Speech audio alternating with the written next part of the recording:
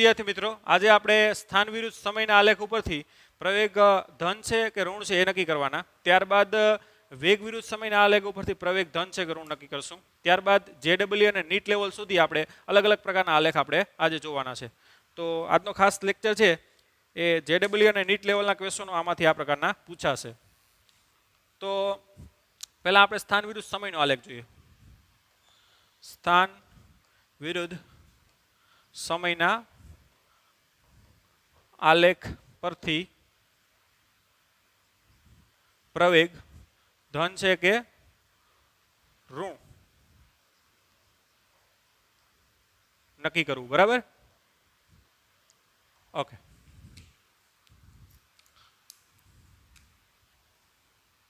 સ્થાન વિરુદ્ધ સમયનો આલેખ દોર દઉં. સ્થાન વિરુદ્ધ આ સમય. માનો કે આલેખ આ પ્રકારનો છે.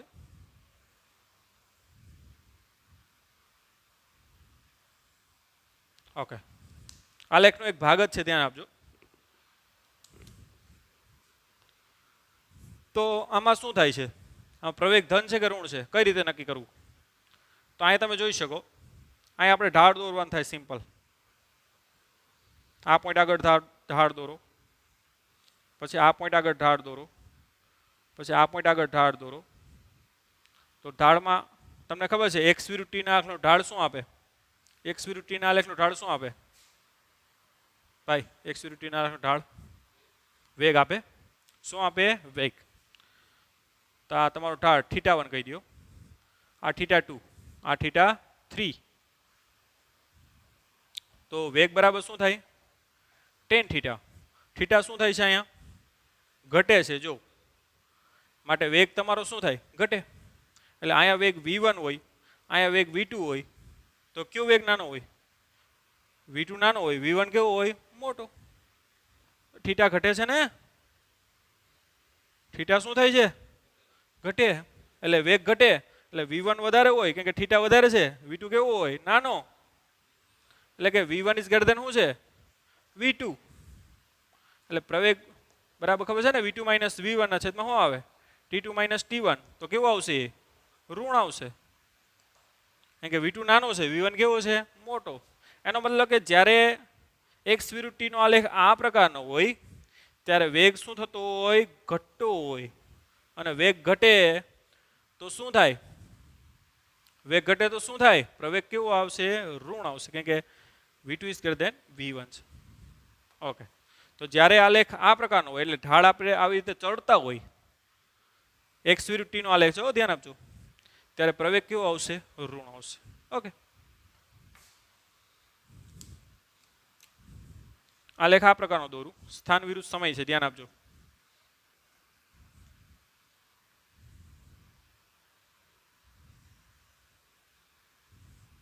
ઓકે.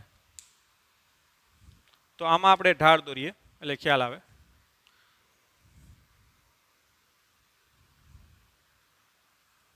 આ પોઈન્ટ આગળ ઢાળ દોરો, આ પોઈન્ટ આગળ દોરો, આ પોઈન્ટ આગળ ઢાળ એટલે આ θ આ બાજુ રાખવાનું થાય. θ1. આ શું છે? θ2.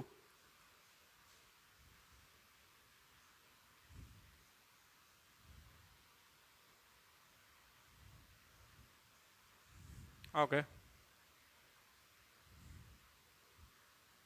હજી અહીંયા પણ ડ્રો કરી શકીએ આપણે.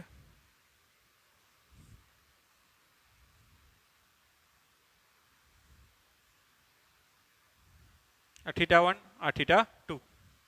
રેડી? હવે અહીંયા ધ્યાન આપજો વ્યવસ્થિત.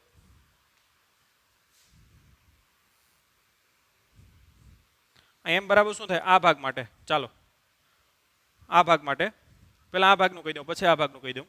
ઓલ ઓવર બધીનું તમારે આપણે કહેવાનું છે. વેગ બરાબર શું થાય? ભાઈ વેગ બરાબર શું થાય? tan θ. ચાલો પહેલા આ ભાગ માટે સમજીએ. પાછી એને આવી ગઈ. વેગ બરાબર શું થાય? tan θ. તો અહીંયા θ1 કેવો છે? θ1 કેવો છે? મોટો છે. θ2 કેવો છે? નાનો છે. આ ભાગની આગળ આ ટી સમય પહેલાની વાત છે. તો θ1 કેવો છે? મોટો છે. θ2 કેવો છે? નાનો છે. પણ કયા ચરણમાં છે જોવું જોઈએ તમે. આ પહેલું, આ બીજું, આ ત્રીજું અને આ ચોથું. બીજા ચરણમાં. એટલે વેગ કેવો આવશે? ધન આવશે કે ઋણ આવશે? વેગ ઋણ આવશે. કેમ કે બીજા ચરણમાં tan કેવો હોય? ઋણ હોય. એટલે અહીંયા વેગ v1, અહીંયા વેગ v2. હવે θ શું થાય છે? વધે છે. એટલે વેગ કેવો થાય? વધે. એટલે કે v1 ઇઝ ગ્રેટર દેન શું થાય? v1 ઇઝ ગ્રેટર દેન શું થાય? v2. પણ આ v1 કેવો છે? ઋણ છે. અને આ પણ કેવો છે? ઋણ છે. એટલે તમે પ્રવેગ મેળવો એ બરાબર v2 માઇનસ v1 ના છેદમાં t2 માઇનસ t1. માનો કે આ લઈ લઉં 10 માઇનસ 10. રેડી? આગળનું લઈ લઉં -5. ખ્યાલ આવ્યો કે નહીં? મૂલ્ય મોટું છે. ખ્યાલ આવ્યો તમને? તો એ બરાબર શું થાય? v2 એટલે -5, v1 એટલે -10 છેદમાં t2 માઇનસ t1. એટલે માઇનસ માઇનસ શું થાય? પ્લસ. એટલે પ્રવેગ કેવો આવશે? ધન આવશે. એટલે -5 + 10 એટલે કેવું આવશે? ધન આવશે ને. એટલે કે પ્રવેગ આમાં કેવો આવશે? ધન આવશે. હવે આ બાજુ પણ તમે જોઈ શકો કે t1 સમયે θ1 અને t2 સમયે θ2. t1 સમયે θ1 અને t2 સમયે θ2. એટલે વેગ v1, આ વેગ v2. કયા ચરણમાં થાય? પહેલા ચરણમાં. પહેલા ચરણમાં tan કેવો હોય? ધન હોય. એટલે ટૂંકમાં વેગ કેવો આવશે? ધન આવશે. અને અહીં તમે જોઈ શકો કે v2 ઇઝ ગ્રેટર દેન શું છે? v1. કે θ2 મોટો છે, θ1 કેવો છે? નાનો.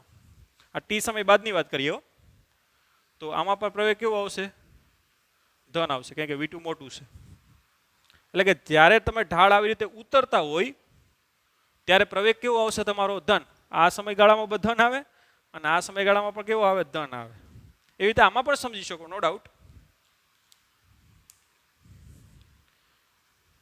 અહીંયા અને અહીંયા દોરો. ચાલો અહીંયા શું દોરીએ આપણે? આ શું છે?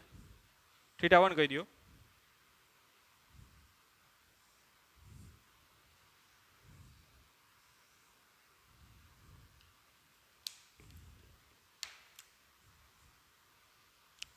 ઓકે, ઢાળ વ્યવસ્થિત સમજાય.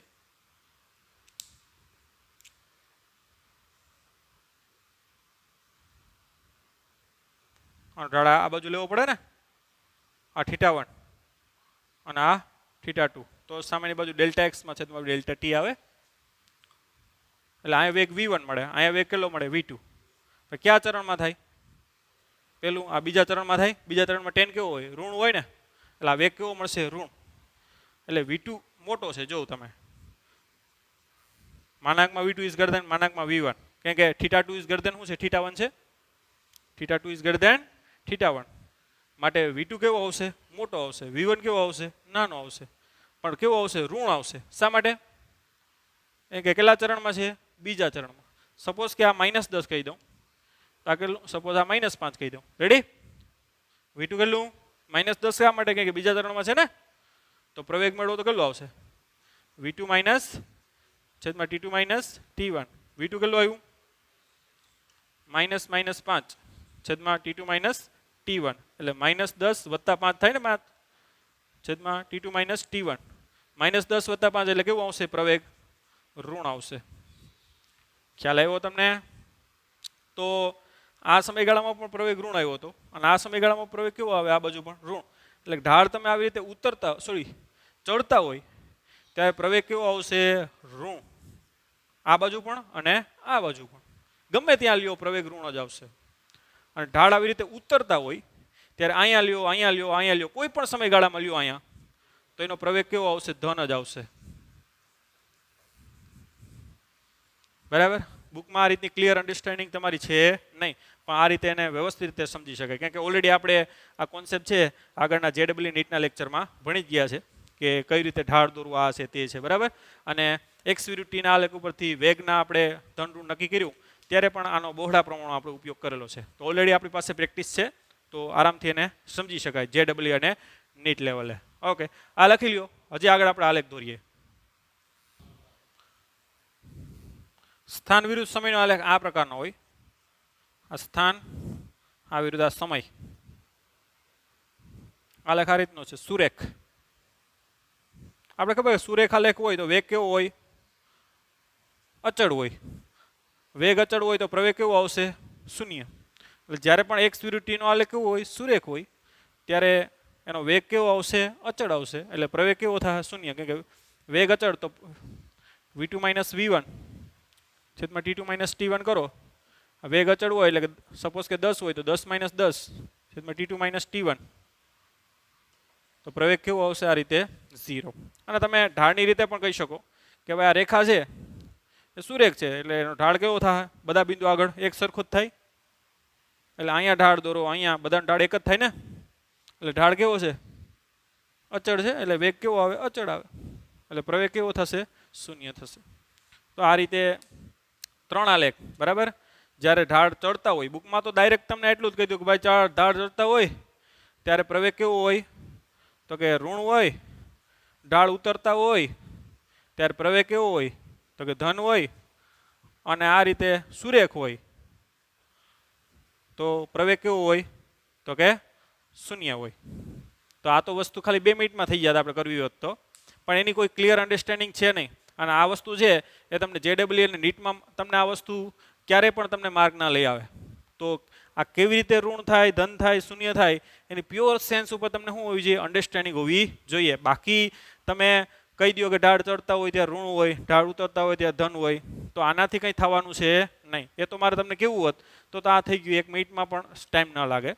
પણ એની ક્લિયર સેન્સ ઉપર તમને શું હોવી જોઈએ? પ્રોપર અન્ડરસ્ટેન્ડિંગ હોવી જોઈએ. તો જ કામ તમારું JEE નીટમાં થાય. તો હવે આપણે વેગ વિરુદ્ધ સમયના આલેખ ઉપરથી પ્રવેગ ધન છે, ઋણ છે એ નક્કી કરીએ. ઓકે, આ લખી લ્યો.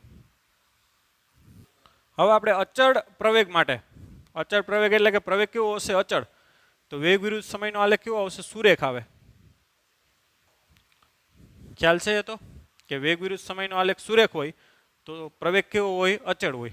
એના માટે આપણે પહેલા શું કરશું? પ્રવેગ ધન થાય, ઋણ થાય કે શૂન્ય થાય એ નક્કી કરશું આપણે. ચાલો.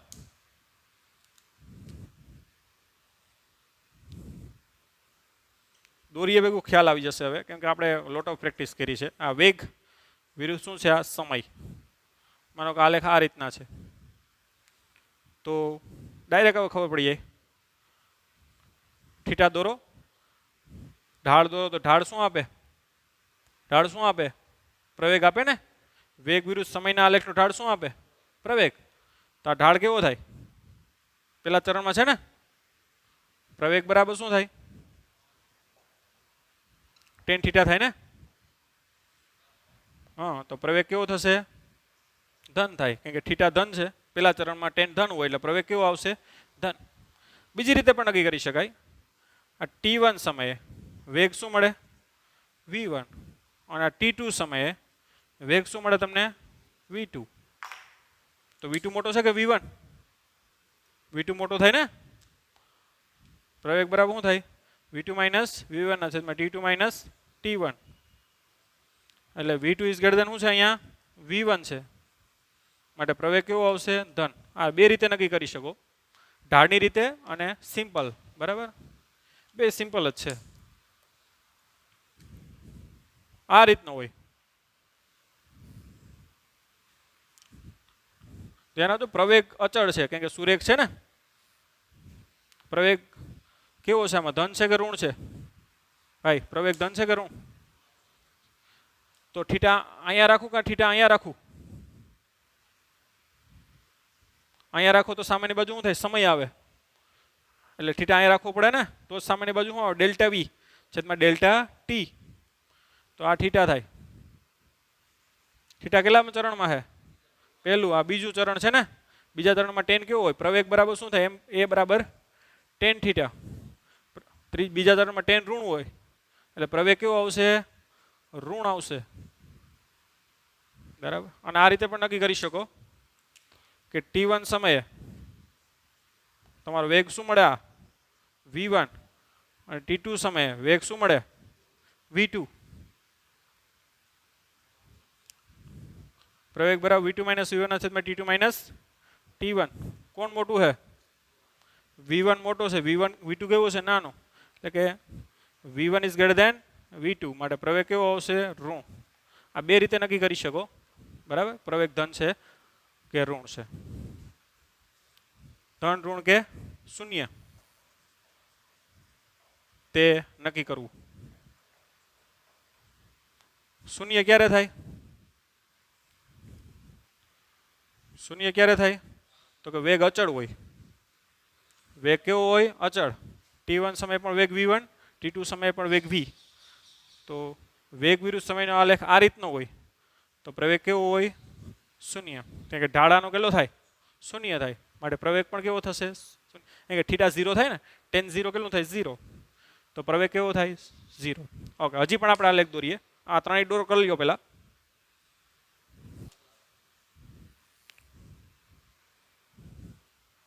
માનો કે કાર છે ઋણ x અક્ષ તરફ જાય છે, બરાબર, તો નીચે વેગ આવશે એનો કે વેગ ઋણ થાય. ઓકે, આ સમય, આ વેગ, અને આ રીતના છે. સમય સાથે વેગ શું થાય છે? વધે છે. જો આ વેગ t બરાબર 0 સમય વેગ કેટલો છે? આટલો. પછી વેગ શું થાય છે?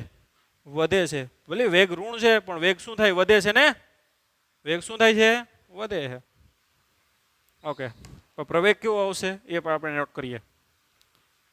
તો બે રીતે કરી શકાય. પહેલા ઢાળની રીતે કરો. ચાલો,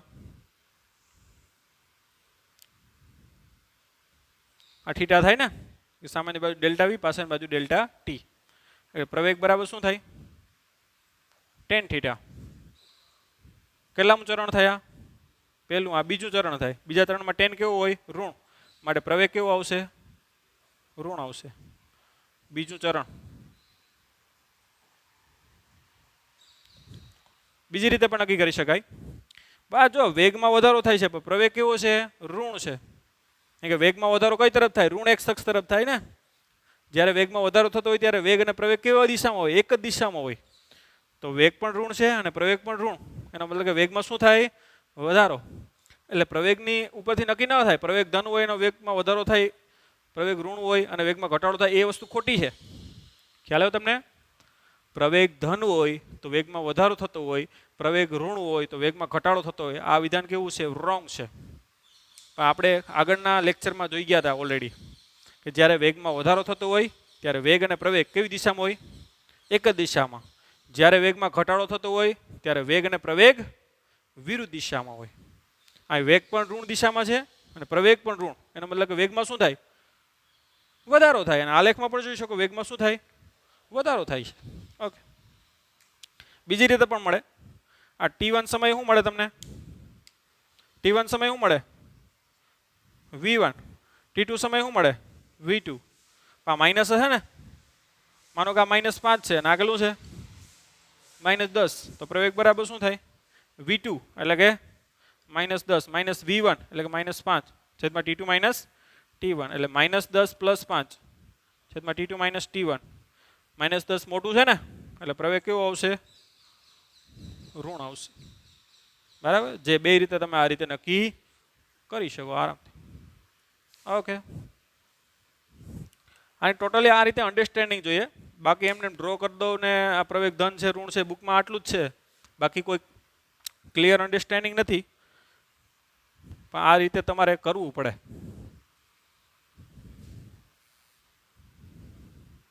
ઓકે, આ રીતના છે. આ વેગ વિરોધ શું છે? આ સમય. કાર તમારી કઈ તરફ જાય છે? કાર કઈ તરફ જાય છે તમારી? ઋણ x અક્ષ તરફ જાય છે સુરેખ પથ ઉપર. ખ્યાલ આવ્યો? અને વેગ શું થાય? ઘટે છે. જો આ વેગ વધારે છે, સમય સાથે વેગમાં શું થાય? ઘટાડો થાય. વેગ ઘટે એટલે પ્રવેગ કઈ દિશામાં આવશે? ધન આવે. કે વેગ અને પ્રવેગ વિરુદ્ધ દિશામાં હોય, પ્રવેગ ધન જ આવવાનો છે. આનો 3-4 રીતે ડિસાઈડ કરી શકીએ કોન્સેપ્ટ હોય ને તો. ખ્યાલ આવ્યો તમને? તમને એમ કહે કે કોઈ કાર ઋણ x અક્ષ તરફ જાય છે અને બ્રેક મારવામાં આવે છે તો પ્રવેગ કેવો આવશે? ધન x અક્ષ તરફ. ખ્યાલ આવ્યો? કે બળ છે એ ધન x અક્ષમાં લાગ્યું હોય ને, બ્રેકિંગ ફોર્સ કઈ તરફ લાગ્યું હોય? ધન x અક્ષમાં. મેં તમને એ પણ કીધું હતું કે જે બાજુ બળ લાગતું હોય એ બાજુ શું હોય? પ્રવેગ હોય. બરાબર, તો આલેખથી ઘણી રીતે ટૂંકમાં આ રીતે વસ્તુ નક્કી કરી શકાય. ઓકે, કાર ઋણ x અક્ષ તરફ જાય છે અને વેગમાં શું થાય છે ઘટાડો જો. હવે આપણે ઢાળથી નક્કી કરીએ તો અહીં થીટા મૂકો ચાલે કે સામેની બાજુ શું થાય ડેલ્ટા વી પાસેની બાજુ ડેલ્ટા ટી. કેટલામું ચરણ છે પહેલું ચરણ એટલે એ બરાબર ટેન થીટા. ટેન થીટા કેવું આવશે ધન આવશે કેમ કે કેટલું ચરણ છે પ્રથમ ચરણ એટલે પ્રવેગ કેવો આવે તમારો ધન આવે. આ રીતે પણ નક્કી કરી શકો T1 સમય તમને શું મળે V1 T2 સમય શું મળે V2. V1 મોટું હશે સપોઝ કે -10 કહી દો આ કેટલું કહી દો -5 કહી દો તો એ બરાબર શું આવે V2 - V1 ના છેદમાં T2 - T1. V2 એટલે -5 V1 એટલે એ ઘટનામાં કોઈ ફેરફાર થાય જ નહીં મિત્ર. -5 + 10 -5 + 10 +5 થાય ને એટલે પ્રવેગ કેવો આવશે ધન. મોટું પદ પ્લસ છે એટલે પ્રવેગ કેવો આવશે ધન. આ રીતે બે રીતે નક્કી કરી શકો કે પ્રવેગ કેવો થાય ધન. અને ત્રીજી રીતે મેં પણ કીધું કે ભાઈ વેગમાં ઘટાડો થતો હોય તો વેગ અને પ્રવેગ કેવી દિશામાં હોય વિરુદ્ધ દિશામાં હોય. અને ચોથી રીતે કઈ કે બ્રેક મારો છો એટલે બ્રેક કઈ દિશામાં લાગે છે એ બળ કઈ દિશામાં લાગે ધન x અક્ષમાં એટલે બળ જે બાજુ લાગતું હોય એ જ બાજુ શું હોય પ્રવેગ હોય. તો આ ચાર રીતે તમે નક્કી કરી શકો કે પ્રવેગ કઈ દિશામાં છે બરાબર. ઓકે લખી લેવા. હવે આપણે અનિયમિત પ્રવેગ માટે એટલે કે પ્રવેગ છે વધતો હોય ઘટતો હોય એના માટે વેગ વિરુદ્ધ સમયના આલેખ ઉપરથી આપણે પ્રવેગ ધન છે ઋણ છે કે શૂન્ય છે આપણે નક્કી કરવું. એટલે આલેખ છે અહીંયા સુરેખ નહીં મળે આગળ આપણે સુરેખ આલેખ હતો તો આપણે અલગ અલગ પ્રકારના આલેખ દોરીએ. આ વેગ વિરુદ્ધ શું છે આ સમય. માનો કે આલેખ આ રીતના છે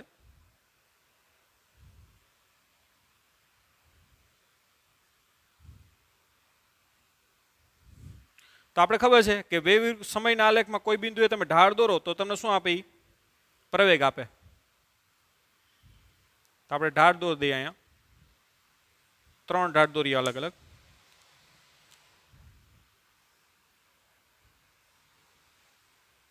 આ ઢાળ બરાબર શું થાય ટેન થીટા. આ θ1 આ θ2 અને આ θ3. પ્રવેગ એટલે શું થાય ટેન થીટા. હવે કેટલામ ચરણમાં છે આ થીટા કેટલામ ચરણમાં છે આ પહેલું આ બીજું આ ત્રીજું ને આ ચોથું. પહેલું બીજું ત્રીજું અને ચોથું એટલે થીટા કેટલા ચરણમાં છે પહેલા ચરણમાં. પહેલા ચરણમાં ટેન કેવું હોય ધન હોય માટે પ્રવેગ કેવો આવશે ધન આવશે. હવે તમે અહીં જોઈ શકો કે થીટા શું વધે છે કે ઘટે છે ઘટે છે એટલે થીટા ઘટે તો પ્રવેગ પણ શું થાય ઘટે. આમ પ્રવેગ છે એ તમારું ધન છે અને શું થાય છે ઘટે છે બરાબર. પ્રવેગ કેવો છે ધન છે અને શું થાય ઘટે. તો આલેખ આ પ્રકારનો મળે. ઓકે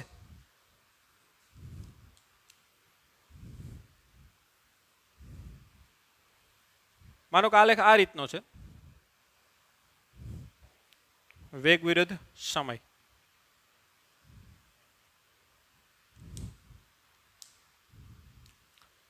ત્રણ પોઈન્ટ લઈ લઈએ આપણે. એક પોઈન્ટ અહીંયા લઈ લઈએ એક પોઈન્ટ અહીંયા લઈ લઈએ અને એક પોઈન્ટ અહીંયા લઈએ. આ θ1 કારણ કે સામાન્ય બાજુ ડેલ્ટા વી છેદમાં ડેલ્ટા ટી. નકર થીટા અહીંયા ડ્રો થાય ધ્યાન રાખવાનું ખાસ. આ θ2 અને આ θ3. પ્રવેગ ખબર છે કે વેગ વિરુદ્ધ સમયના આલેખનો ઢાળ છે એ તમને શું આપે પ્રવેગ. એટલે પ્રવેગ બરાબર શું થાય એ બરાબર ટેન થીટા. હવે થીટા તમારો ટેન થી કયા ચરણમાં છે પહેલું આ બીજું આ ત્રીજું અને આ ચોથું. એટલે કયા ચરણમાં છે બીજા ચરણમાં. બીજા ચરણમાં ઓલેસ ટીસી પ્રમાણે બીજા ચરણમાં ટેન કેવો હોય ઋણ. બીજું ચરણ ટેન કેવો હોય ઋણ હોય માટે પ્રવેગ કેવો આવશે તો કે તમારો ઋણ આવશે. હવે અહીં થીટા શું થાય છે વધે છે કે ઘટે છે ઘટે છે. થીટા ઘટે છે માટે પ્રવેગ કેવો આવશે, સોરી પ્રવેગ શું થશે, ઘટશે. આમ પ્રવેગ તમારો ઘટે છે અને કેવો છે, ઋણ છે. ઓકે, તો આલેખ ઉપરથી આવી માહિતી તમને આરામથી મળે એમ, અને તમને એ પ્રકારના ક્વેશ્ચનો પૂછી શકે કે ભાઈ આલેખમાં પ્રવેગ ઋણ છે કે ધન, તો કે ઋણ. આલેખમાં પ્રવેગ છે એ ઘટે છે કે વધે છે, તો કે ઘટે છે. બરાબર, આ પ્રકારના ક્વેશ્ચન છે એ આરામથી તમે આપી શકો.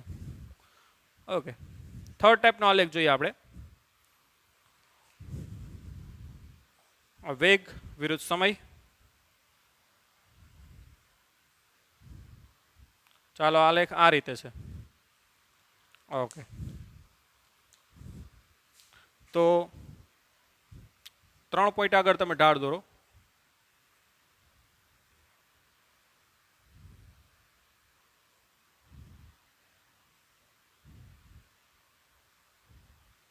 સ્પર્શક. ઓકે, આ ઢાળ આ બાજુ કોઈ દોરવો પડે. આ θ1, આ θ2, અને આ શું થાય, θ3. ઓકે, આપણે ખબર છે કે ઢાળ શું આપે, તો કે પ્રવેગ આપે. પ્રવેગ બરાબર શું થાય, તો કે એ બરાબર tan θ લખી શકો. ઓકે, હવે આમાં કેટલામું ચરણ થયા, બીજું ચરણ. એટલે બીજા ચરણમાં tan કેવું હોય, ઋણ હોય. માટે પ્રવેગ કેવો આવશે, તો કે ઋણ આવશે. પ્રવેગ કેવો આવશે, ઋણ. હવે તમે આરામથી જોઈ શકો કે θ શું થાય છે સમય સાથે. પહેલા સમય સાથે θ ઓછો હતો, પછી θ શું થાય છે, વધે છે ને. θ શું થાય છે, વધે છે. એટલે θ વધે એટલે પ્રવેગ શું થાય, વધે. માટે પ્રવેગ તમારો ઋણ છે અને વધે છે એમ. બરાબર, તો આ રીતે તમે આલેખ ઉપરથી પ્રવેગ ધન છે ઋણ છે એ નક્કી કરી શકો. ઉપરાંત તમે શું કરી શકો કે પ્રવેગ વધે છે કે ઘટે એ પણ આરામથી ડિસાઇડ કરી શકો. ધ્યાન આપજો, ગતિ તો સુરેખ પથ ઉપર જ છે. બરાબર, ઓકે, નેક્સ્ટ આલેખ જોઈએ કે આપણે લાસ્ટ બાકી છે આમાં. આ જોઈ લીધો, આ જોઈ લીધો. ઓકે, હવે આ એક બાકી છે, અહીંયા ધ્યાન આપજો.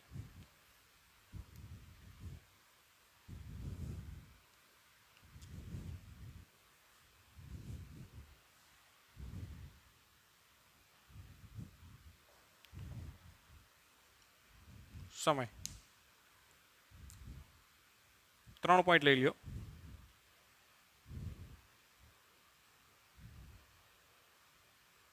અહીંયા સ્પર્શક દોરો,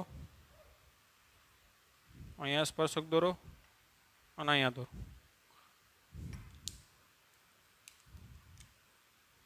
આ θ1, આ θ2, અને આ θ3. આ સમય, સમય સાથે θ શું થાય છે, વધે છે. આપણે ખબર છે પ્રવેગ બરાબર શું થાય, એ બરાબર tan θ. θ સમય સાથે વધે છે, તો કે યસ, તો પ્રવેગ શું થશે, વધશે. હવે કેટલામાં ચરણમાં છે આ, પહેલું, બીજું, ત્રીજું અને ચોથું. એટલે θ કયા ચરણમાં આવે, પહેલા ચરણમાં. પહેલા ચરણમાં tan કેવું હોય, ધન હોય. શા માટે ધન લખ્યું, પ્રથમ ચરણ. પહેલા ચરણમાં tan ધન હોય એટલે પ્રવેગ શું આવશે, ધન આવશે, અને શું થાય છે, વધે છે. તો આ રીતે ચારે ચાર પ્રવેગ ઋણ હોય, ઘટતો હોય, પ્રવેગ ઋણ હોય, વધતો હોય, પ્રવેગ ધન હોય અને વધતો હોય. અને અહીંયા આલેખ દોર્યો હતો જે પહેલાં, એમાં શું હતું, પ્રવેગ ધન હતો અને ઘટતો હતો. તો આ ચારે ચાર અલગ અલગ આલેખો છે, એના ઉપરથી પ્રવેગ ધન ઋણ શૂન્ય અથવા વધે ઘટે એ પણ નક્કી કરી શકો.